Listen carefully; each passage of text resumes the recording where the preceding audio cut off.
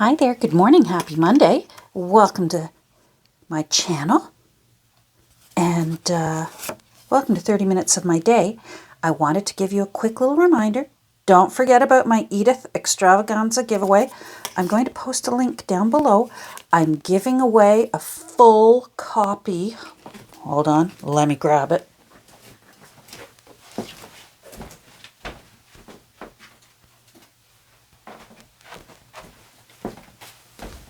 Sorry about that, had to go get it. A full copy of our beloved Country Diary of an Edwardian Lady to subscribers of my channel and followers of my Instagram account. So all the information is on the link down below. There's also a much sought after second and third prize of a Two Nanas bookmark and a postcard, and a little Catherine altered playing card and a postcard.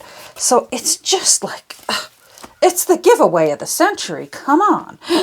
So when you're done here, head on over to the link down below. And I hope you'll follow along, subscribe, follow the instructions, and go over and find me on Instagram. So 30 minutes of my day. You might be saying, Catherine, where on earth have you been? I am working on the text blocks for the ladies. Let me find one so I can show you. Hold on. Here's Frida. So Frida, I believe, is ready. I believe I have all her signatures. I'm happy with them. She has 236 pages in her. So this is actually ready to go into my book press. Now I've been challenged to, I have one book press. Let me show you what I'm going to have to do. I'm going to pause and go get it. So, oh, I guess I better start my timer. Hold on. There we go. So, this is my beloved paper press for pressing signatures in. You do it before you start sewing in ruffles and laces and that sort of thing. And certainly do it before you sew it together as a text block into your book press. These are easy to make. Trust me, I made mine, and if I can make it, anyone can. I'm not very good with power tools, and I managed it, and I'm really proud of myself. I love my book press. I learned how to do it from Sea Lemon. S-E-A, lemon as in the citrus fruit. So just I'm not going to find the link. Go up above into search, type in Sea Lemon book press, paper press. The tutorial will come up. It's so easy. Honest to goodness. You can, once you've got your materials, you can make it in 5 minutes. So easy, and probably it will cost you less than $10. But I don't have 4 of them. So what I'm going to do is, I still have other makeshift book presses that work almost as well, not as well. So if any of these I find they're not as compact as my book press, I'll stick them for a little while into the book press if I'm not happy. So in this case, I've got these sheets of pressed board, and I will use some of these clamps. Again, you can get these if you're not into drills and that. Just go to your local hardware store and buy a couple of these. They're not expensive. Get yourself some boards. I'll clamp them in between there. I have some more clamps here, and I've got some more boards. These are just cutting boards from Dollarama. And I'll put them in there and clamp them shut with clamps. And then my final press that I will use is simply 2 cutting boards and my bricks. So I'll put them in between the cutting boards, and I'll put my bricks on top. And they will all do sufficiently. It really is, I think, especially for anyone who uses tea-dyed papers, pressing your signatures really is an important step. It really, really makes a huge difference in how bulky your pages are. It smooths them out, it compacts them. You'll end up being able to put more into your book if that's what you want to do, and you don't want it so crumply and bulky. All right, I got to grab something else. Okay, so I have a lovely book haul. Not sort of a lovely book haul. I have a lovely, very quick book haul. A wonderful gentleman at my husband's work is doing the sad job that most of us end up having to do at some point in our life. Of his mother passed away, and he's cleaning out the home. It's the home that he grew up in. And it's the first home that his parents ever bought. They bought one house and they lived in it their whole life. What a wonderful thing to be able to do. Anyhow, he's found some books. He knows what I do. And so he actually said to my hubby, I have some old books I think your wife might be interested in. And of course, Dan is wonderful. Yes, please, she'll take them, or else she'll rehome them, which is very true. So here's one. I have a few of these books. They're quite nice. It's a very common spine. I don't know if you can see it. I'm not quite sure I will use this one myself. This spine would need quite a bit of work. It has concaved. So I'm just not sure. But I'm going to think about it. I can put it on my red bookshelf for the time being, right? This one I definitely will rehome. So it is 1931. There's no publication date in it. There was no publication date in this one either. This one I found usually is 1890s to 1920s, this series of books. Anyhow, this one, I just don't, that's just too much for me to deal with, that curve. But someone may be interested in reading it, so I will donate. Hold on, let's see. Oh, another copy of Lorna Dune. You can barely see it here anymore, but it's Lorna Dune. It's got a little bit of embossing on it. I really love this size of book. It's such a nice size because it's a little fat, but it's short. It's kind of like me. Anyhow, that definitely, I will make a journal out of that. Then the next one is, I'm not sure I will use, although it does have some nice color plates in it. The book itself is meh, and it's, now I want this. Hold on. I want the tape.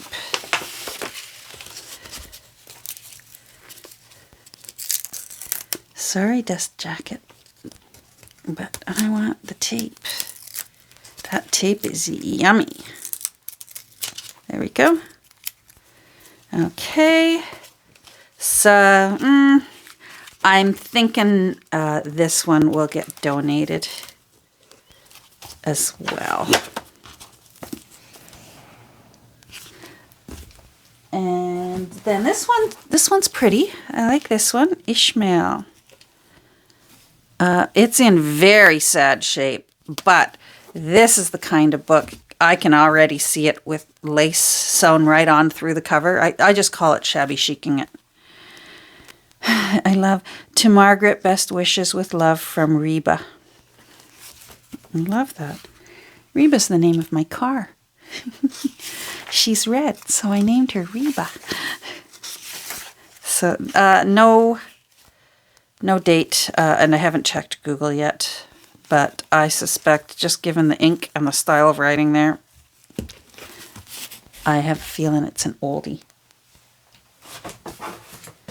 And this one I love. Look at that. Isn't that cool? Scottish Chiefs. Oh, I love this one. Beautiful spine. It will need some TLC, but sometimes these are the best ones. You know, they already look really, really grungy, and it just gets better and better. Now, I forget whether this one had a year in it or not. I think it was 1800s. Let's see.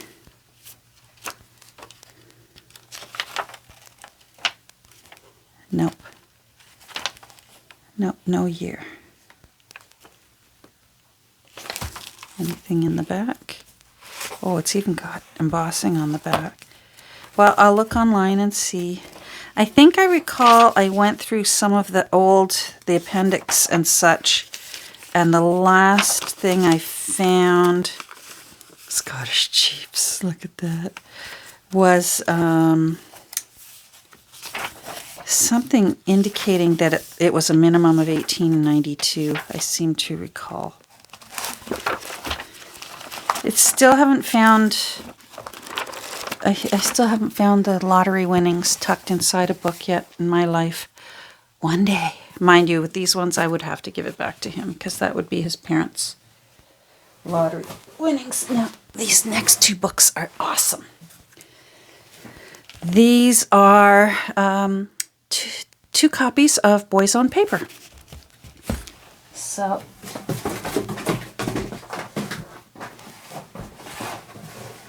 I'm just down here grabbing one so you can't see me what I'm doing. This one, the front cover is coming off. So 1908 to 9 and 1909 to 1910. And these are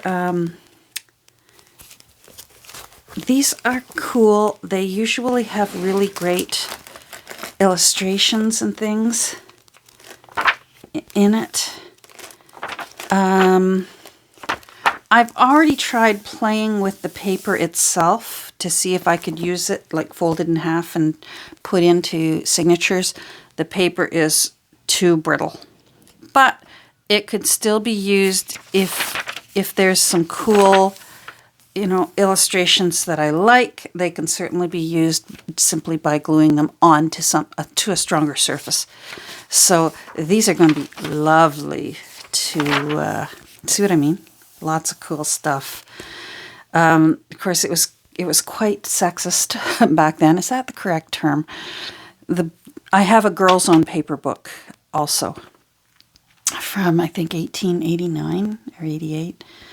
And the Boyzone Papers tend to be science and adventure and, muscly outdoorsy things. And the girls are... Now, what is an appropriate fashion for young ladies to be wearing this year? And poetry and stuff like that. So these ones are good in that it would have cool architectural type drawing things. Like, look at all that cool stuff. That's great to put into bicycles and stuff, to put into journals. So I'm very, very happy with these books. These are very common books. You can actually usually find them, if not at your own thrift stores, you can find them on eBay for, I think it's quite a reasonable price. You usually will, they're so heavy, you'll usually pay more for shipping than what you will pay for the book itself because they would be costly to ship, the weight that they are. So I was thrilled with that. So I'm going to put together a little thank you note and send to this nice fellow at work who thought of me. And that's why, those of you who are just getting started, make sure that friends and loved ones know what you're up to and let them know that you would be very interested if they're cleaning house of books and such. To send them your way, you can go through them and just let them know, look, I'll redonate for you. If I don't want them, I will find them a home. Alrighty, so now, my hands feel really filthy. Hold on. So I'm going to finish, I'm going to do Mona's signatures today. And it's really boring. I shouldn't put down my own videos, but I feel like I need to give you fair warning. It's not going to be exciting. not everything about making a junk journal is thrills and chills and adventures. But on the other hand, if you're like me, well, first of all, I find it interesting. And I also, certainly when I was first learning on that, and then later when I discovered that people were putting this on YouTube, I loved seeing other people's ideas and how they go about compiling theirs. And there's always things to be learned. So I've chosen, as ever, I've chosen 11 folios from the original text block for, I'm looking for Mona's cover. Where are you, Mona? There we are. There she is in all her loveliness. So I've chosen 11 folios. I'm going to put 11 signatures in her. Mona and Isolde. I've been calling her Isolde. It's the painting, I think it's Idolesque. I could be butchering the title, pronunciation, and the actual word, but I've been calling her Isolde. It just came out Isolde in my brain. Mona and Isolde are both... oh, pardon me. That little cough got me off guard. Mona and Isolde are both 1 7/8 inch spines. Meryl, I've been calling the one that has the lady on it from the painting that's called The Cheat. I think she kind of looks like Meryl Streep. So I've been calling her Meryl. She's 2 1/8 inch spine, and Frida is 2 1/4 inch spine. Frida's the biggest one. And am I ever glad that I actually took the time to measure? I assumed, I eyeballed them, and I assumed that they were both 2 1/8. These two. I knew these two. I measured them. They were the same size, and I thought, oh, that means these two are the same size. And nope. Meryl's 2 1/8, and Frida is 2 1/4. So we're going to work on Mona here today. And I'm going to I'm just going to start compiling them the way I do. So I just start going through one by one. The first thing I always do is I usually start with tea-dyed paper, blank tea-dyed paper, cut to the correct size because I will make myself a template from one of the original folios. And then I will do my little Post-it note and number them and put an arrow for the top.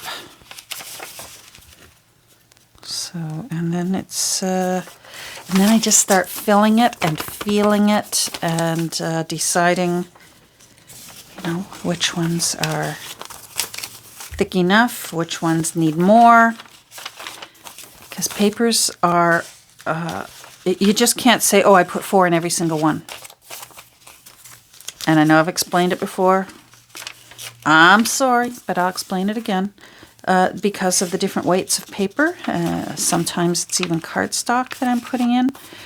It can, and some is just like this is very thin, so it can accommodate more. Whereas if I was putting in a full folded page guest book folio, that takes up more space, so I might put less in one of those signatures. You see what I mean? All right, so there we go. And then I start again. And as ever,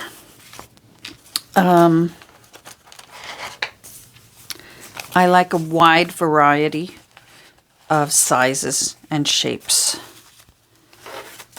So I'm going to go through and find my full-size ones for now, so that I know that I've got a nice balance of full-size versus smaller size.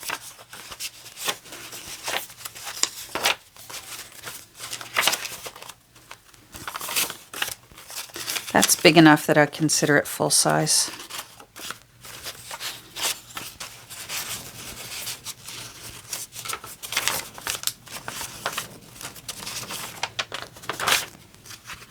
I've made I've made an oh my goodness, I'm tongue-tied. I've made an envelope from, I have a book on birds of paradise. So I've made an envelope for each one, and I kept the title of the name of the bird. So that will be going into one of the signatures. Oh, rats. Did I lose track of... Ah, there we go.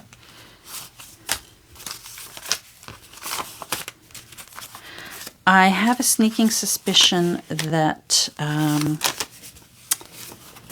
Mona here is going to work out to be... Oh, yeah. Is going to work out to be about 220 pages. That's a full size. Now, it's never precise, but I just sort of go from here. So now I will work on these. Now, I have my favorites, and I bet you do too, with the pages you choose. Right now, I am just loving this Pitman's book on shorthand dictation. It's from 1937, and I just love that pattern on there for, you know, collaging or whatever. So when I have a favorite, I really love putting it into the very first signature, so it's sort of like, ta-da, you know, when you open it. So I do that. But then I do like to balance it out if I've got, you know, an interesting color. I really like, I don't know why, I guess it really doesn't matter in the grand scheme of things, but I tend to turn my flip outs to the inside.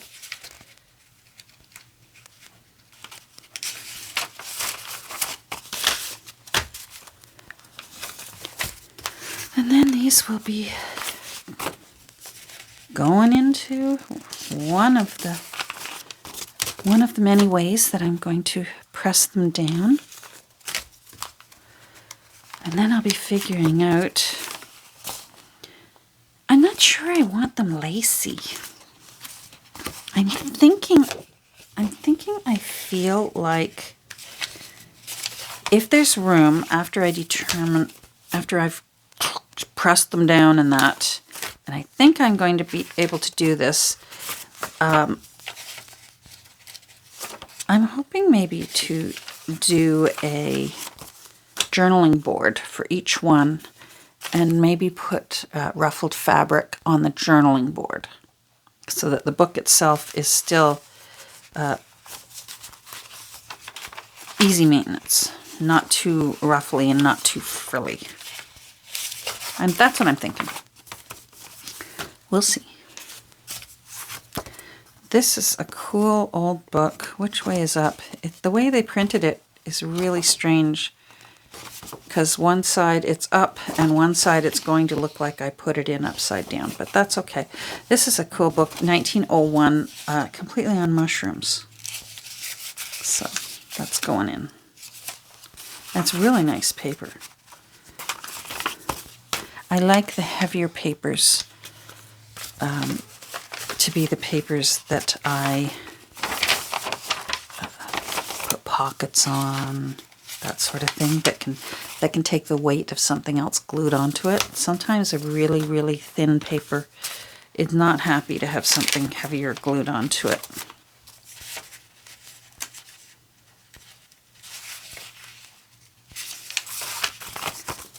There we go. That's a good one.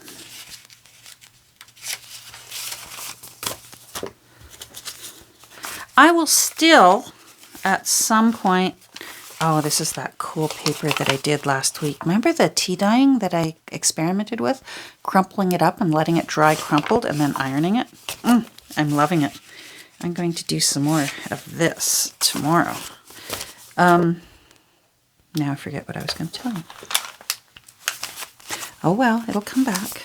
All right, so there we are. We have 3 folios in each signature. So let's see what we've got here. 1, 2, 3, 4, 5, 6, 7, 8, 9. Let's just figure out what bigger one we've got here. 10. Let's do you. 11. This is that cool book that I found the other day from 1914. A way of teaching the organ, an unusual way, an unusual method.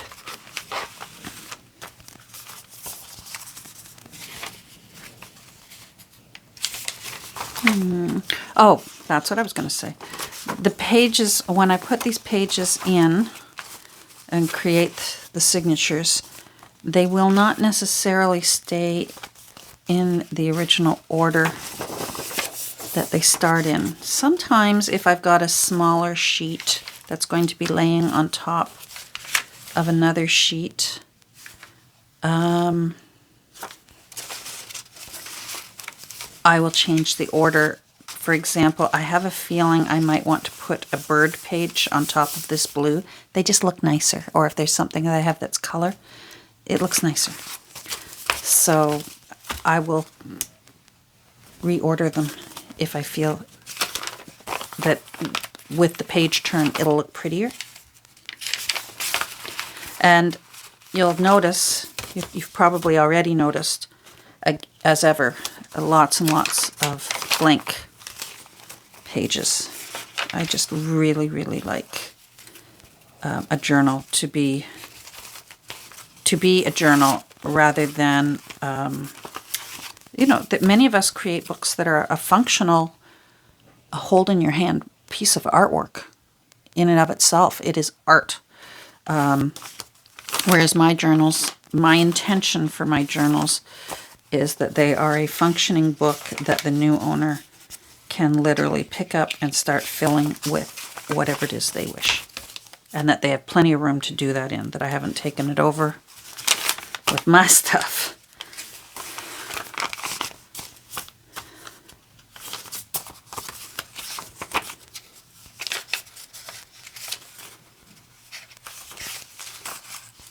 That looks nice. Is that the up? Yeah, that is up. Alright, let's see.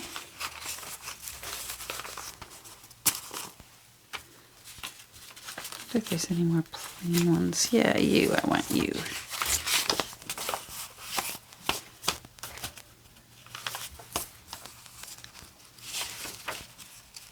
I hope everyone is doing well. We're having a beautiful, warm, sunny day up here today. It is, it's calling for a high of 16. Now, I don't know what that is in Fahrenheit. That's Celsius. I don't know what that is, but to me that feels like spring. That's teasing, actually, because it's March, and there is no way winter is over yet. But we're certainly, I can see grass out my window. It's not green, but I can see the grass. The snow has melted that much.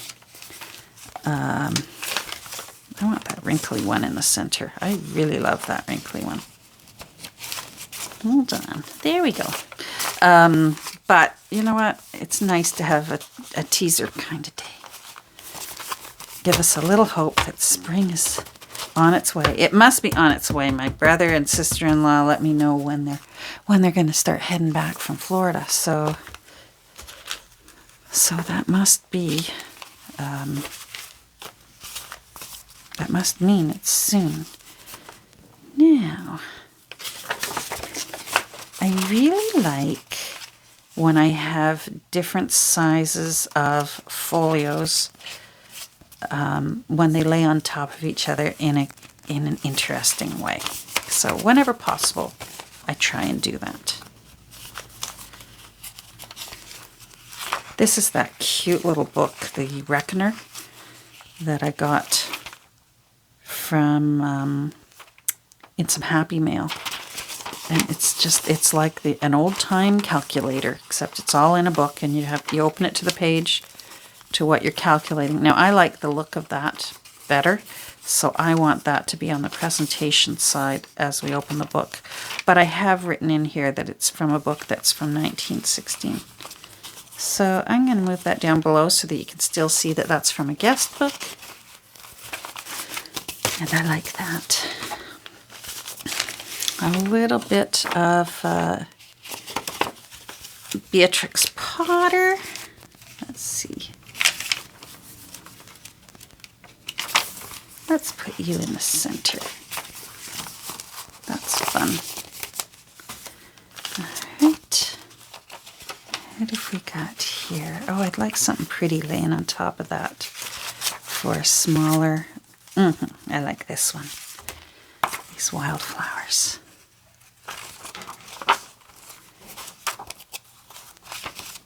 Yeah, that looks nice. So that's just me, but I like the way I can see this torn paper. This is actually, oh my goodness, and now her name is slipped out of my mind. We were just talking this week, and she said how she likes to use the packing paper from Amazon parcels in her journals. And I thought, oh, I've got some. And I went and found it, and Amazon packing paper. But see how I like how that lays. There's the holes from the top of that page, and Amazon packing paper, and then wildflower page out of 1940 book. That's the one I just made a journal on it, the Wildflowers of the Wayside and Woodland. Let's put you there. That way.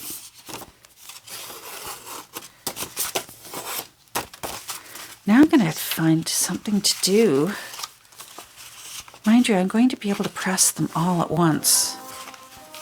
Oh. Oh, hear that?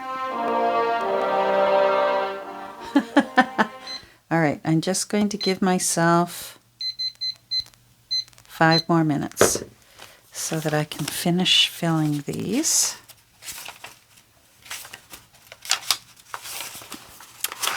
Let's put something interesting, some music in there. 1912, that is. Yeah, I guess I will be able to press them all tonight and then work on them tomorrow. Then I'll know for sure whether I can go ahead with I'm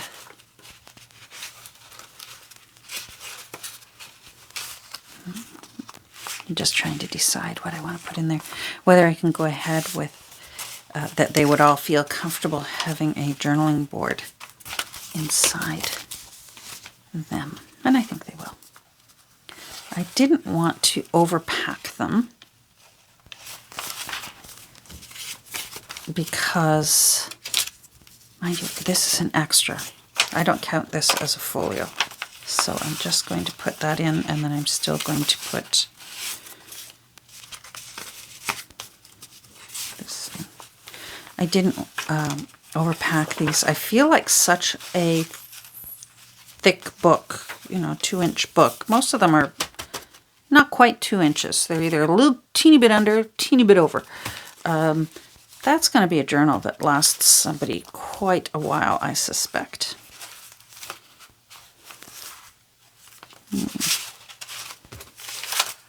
So I don't want to overpack it. Oh yeah, I like that.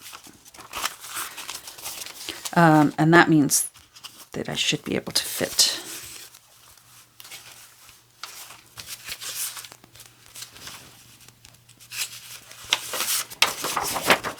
a journaling board in it. I like that. That's from a 1965 Ladybird book. A little Ladybird reader. Oh, I can feel some crunchy glue right there from pulling it out of the book. Those can be a nuisance when it comes time to sew. I have already, I didn't go over it with you, but I have already fortified the folds that need fortifying. What I did was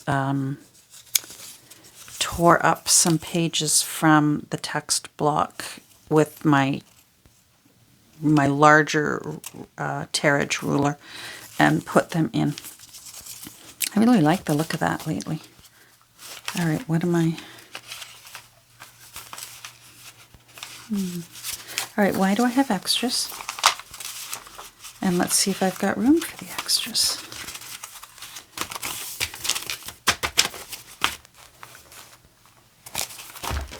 Let's see. Oh, I just love the look of that. All right, so let's lay it inside.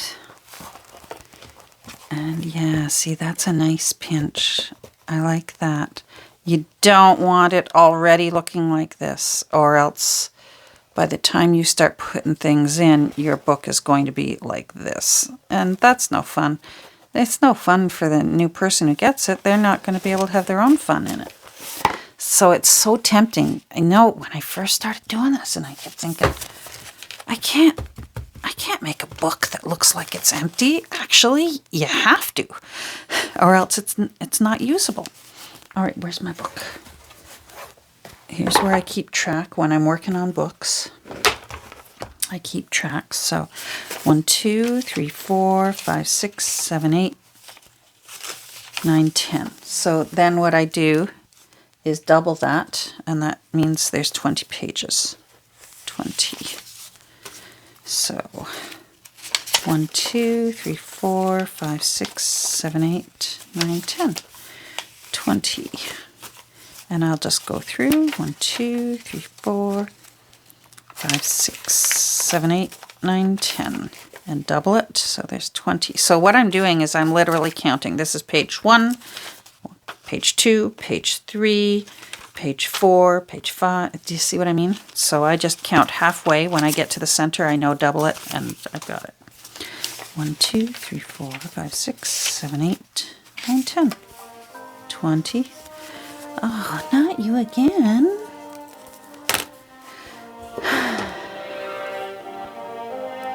All right. You know what? There's no point to keep recording because I'm just going to finish counting these, and then I will be putting a lot of paper into my various presses and getting them nice and tightened up so that I can. Oh, this has to go in. Mind you, I can't put this in. You don't want to put a paper clip. I knew my brain would find the word. You don't want to put a paper clip into your press. So what am I thinking? I can't put that in yet. So I'm going to finish counting, finish documenting how many pages, put them into the press, and maybe find something fun to do for myself for the rest of the day so that I can just get started tomorrow. Well, thanks for joining me. If you're still here with me right now, thank you. Say hi down below, and I'll say hi back. We'll get together soon. Take care, everyone. Bye.